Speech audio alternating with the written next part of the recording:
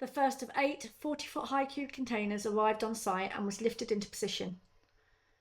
We then installed the remaining 3 ground floor units, carefully levelling and welding them to the steel undercarriage. Following structural engineer plans and a 3D visual provided by the architect, we began installing the steel framework ourselves. Key parts of the structure were named for clarity and coordination: end frames, goalposts, diagonal braces and cantilever rails. We worked intensively to cut, clean, lift and weld each piece into place.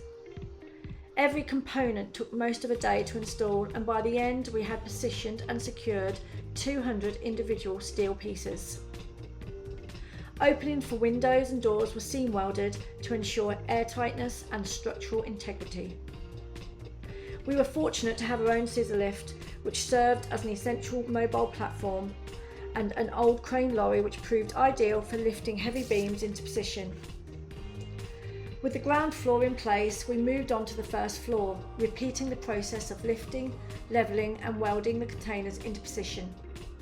A steel lift shaft was added to the northeast facing wall, and a faux chimney was installed on the south facing wall. Both features will be cladded in Corten rusting steel at a later stage.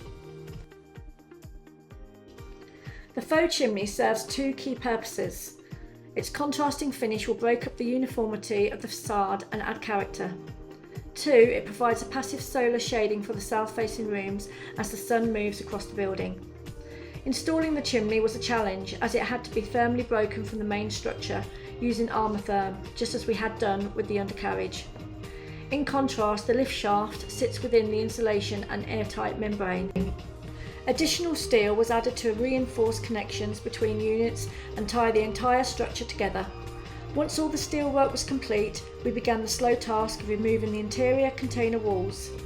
Each section had to be cut into manageable pieces to extract them safely, a tedious but necessary job.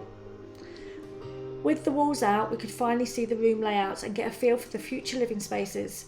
We often found ourselves sitting upstairs looking out over the open fields, imagining the home finished.